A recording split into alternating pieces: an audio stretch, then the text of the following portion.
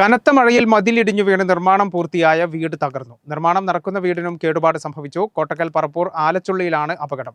അതേസമയം വീടിനോട് ചേർന്ന പാറ അടർന്നു വീണ് വീട്ടമ്മ പരുക്കേൽക്കാതെ ഭാഗ്യം കൊണ്ട് രക്ഷപ്പെട്ടു.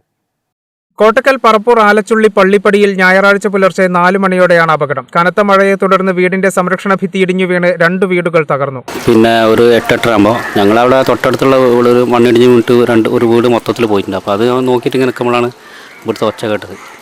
ഏതായാലും എൻ്റെ ഭാര്യ ഇവിടെ നാളികേരം പൊളിക്കായിരുന്നു.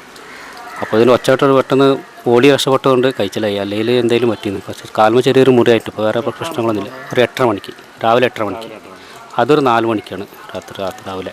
മൈലിക്കുന്നം അഷ്റഫിന്റെയും സമീപത്തെ മറ്റൊരു വീടുമാണ് തകർന്നത്. വീടിനോട് ചേർന്ന വലിയൊരു പാറ അടർന്നു താഴേക്ക് വീണ് വീട്ടമ്മ പരുക്കേൽക്കാതെ ഭാഗ്യം കൊണ്ട് രക്ഷപ്പെടുന്ന സംഭവവും ഉണ്ടായി. തൂമ്പത്ത് നാസറിന്റെ വീടിന്റെ സംരക്ഷണ ഭിത്തിയാണ് തകർന്നത്. കോൺക്രീറ്റ് ചെയ്ത ഭിത്തി നിർമ്മാണം പൂർത്തിയായ അഷ്റഫിന്റെ വീടിനു മുകളിലേക്ക് വീഴുകയായിരുന്നു. വീട് പൂർണ്ണമായും തകർന്നു. ഇതിനോട് തൊട്ടു താഴെ നിർമ്മാണം തുടങ്ങിയ വീടിനും കേടുപാടുകൾ സംഭവിച്ചിട്ടുണ്ട്.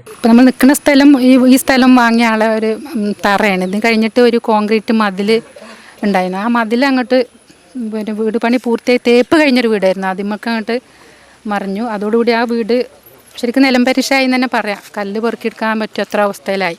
ആ വീടിൻ്റെ മേൽ സ്ലാബ് അടുത്ത വീട് പണിമൊക്കെയാണ് പോയത്. അപ്പം അതിൻ്റെ ഒരു ഭാഗം അങ്ങനെ ആദ്യം ഇങ്ങനത്തെ ഒരു കുണ്ടുഭാഗമാണെങ്കിലും എത്രയോ വർഷം പഴക്കമുള്ള ഭാഗം അങ്ങനത്തെ ഒന്നും ഇവിടെ ഇതുവരെ സംഭവിച്ചിട്ടില്ല. രാവിലെ 8:30 തൊട്ടടുത്തുള്ള ചന്ദ്രൻ മാട്ടുമ്മലിന്റെ വീടിന് സമീപത്ത് നിന്നിരുന്ന വലിയ പാറയാണ് അടർന്നു വീണത്. തേങ്ങ പൊതിക്കുകയായിരുന്ന ചന്ദ്രന്റെ ഭാര്യ വലിയ ശബ്ദം കേട്ട് ഓടിമാറിയതിനാൽ വൻ അപകടം ഒഴിവാകുകയായിരുന്നു. കേരള വിഷൻ, കോട്ടക്കൽ.